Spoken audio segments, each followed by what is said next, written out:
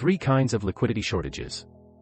We take a more pragmatic approach and outline the broad conditions under which central banks' provision of liquidity is undertaken in practice. From this we derive some general principles that apply depending on the specific situation. Indeed, once it is recognized that the nature of the LOLR differs across circumstances, many of the issues at the center of the theoretical debate fade. It is useful at the outset to distinguish between three types of liquidity: central bank liquidity, market liquidity, and funding liquidity. Central bank liquidity is the term we use to describe deposits of financial institutions at the central bank. It is synonymous with reserves, or settlement balances. These reserve balances are held by financial institutions to meet reserve requirements, if any, and to achieve final settlement of all financial transactions in the payment system. Individual institutions can borrow and lend these funds in the interbank market, but, for the system as a whole, the only source of these funds is the central bank itself. Market liquidity refers to the ability to buy and sell assets in reasonably large quantities without significantly affecting price. This use of the term liquidity is closest to the common, textbook definition: the ease with which an asset can be converted into means of payment, that is, money or cash. Finally, there is funding liquidity. This term describes the ability of an individual or institution to raise cash, or its equivalent, again in reasonably large quantities, either via asset sales or by borrowing. As such, market and funding liquidity are closely linked, see Brunnermeier and Pedersen, 2007. With this distinction in mind, our discussion of central banks' liquidity operations and their appropriate structure with respect to the fulfillment of the LOLR function is best premised on the clear separation of three kinds of liquidity shortages: a shortage of central bank liquidity, an acute shortage of funding liquidity at specific institutions, and a systemic shortage of funding and market liquidity. We now proceed to describe each of these in turn. Shortage of central bank liquidity. The first kind of liquidity shortage is perhaps the most benign and occurs when institutions find themselves short of the reserve balances that they wish to hold, either because of inadequacies in the aggregate supply of reserves or problems associated with their distribution within the system. In this situation, financial institutions risk being unable to fulfill their immediate payment obligations, creating the potential for gridlock in the payment system. Typically, the tensions manifest themselves in a spike in the overnight interest rate but may sometimes also be transmitted to other segments of the money market as well. For the most part, these problems occur in the absence of any concern over the solvency of specific institutions. When central bank liquidity shortages occur as a result of problems associated with the distribution of reserves, the underlying cause is typically technical in nature, having to do with either technological glitches or mismanagement of liquidity positions. The computer malfunction at the Bank of New York on November 20, 1985, which resulted in a large shortage of cash despite the bank's patent solvency, and the September 2001 crisis are examples of such situations.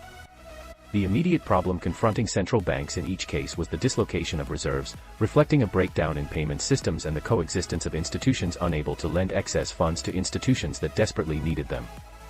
A shortage of central bank liquidity can also arise from an inadequate supply of reserves to the system as a whole. This may reflect an error in the central bank's forecast of autonomous factors affecting liquidity conditions, for example, as a result of unexpected changes in the treasuries balances with the central bank, or a sudden, unanticipated shift in demand, or both.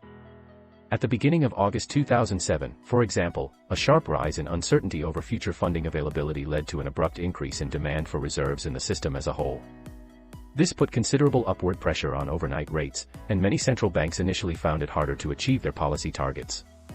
The natural policy response was an immediate increase in the supply of reserves in an effort to meet what officials hoped would be a brief shortage of central bank liquidity. Acute shortage of funding liquidity at specific institutions. The second kind of liquidity shortage occurs when a particular institution experiences an acute shortage of funding liquidity associated with solvency concerns as the willingness of counterparties to trade with the institution dissipates. This situation can arise as the result of a flawed business strategy, which becomes evident often only ex post, that has left the institution exposed to persistent cash drains. Reflecting substantial perceived insolvency, the shortage of liquidity is prolonged and the form of assistance needed is essentially bridge financing that allows time for fundamental restructuring. The primary threat posed by an institution-specific acute liquidity shortage, and hence the main justification for any official assistance, is that failure may result in contagion and spillover effects that could put the entire financial system at risk. The key criterion in the consideration of liquidity support is then whether the institution in question is systemically important or not. The distinction between illiquidity and insolvency is not really relevant. Prominent examples of situations in which an acute shortage of funding liquidity at certain institutions necessitated LOLR support include Continental Illinois in 1984 and the provision of liquidity support to various bank and non-bank financial institutions. In the current crisis, systemic shortage of funding and market liquidity. The final form of liquidity shortage, a systemic shortage of both funding and market liquidity, is potentially the most destructive. It involves tensions emanating from an evaporation of confidence and from coordination failures among market participants that lead to a breakdown of key financial markets. Markets, just as intermediaries, may be subject to runs that are driven by fundamentally similar forces. As we saw in the immediate aftermath of the September 2008 bankruptcy of Lehman Brothers, the result is a sudden and prolonged evaporation of both market and funding liquidity, with serious consequences for the stability of both the financial system and the real economy. Such crises are generally associated with a sharp rise in market participants' uncertainty about asset values as well as about the financial strength of potential counterparties.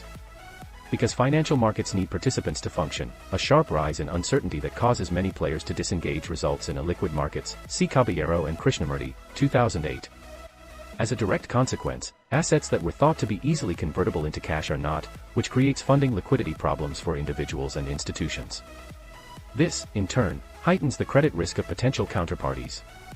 The dynamics of these systemic crises are then driven by a mutually reinforcing feedback process involving market liquidity, funding liquidity, and counterparty credit risk. 5 The 1987 stock market crash is an example of such a situation, and systemic liquidity shortages have been a prominent element of the current crisis from the very beginning.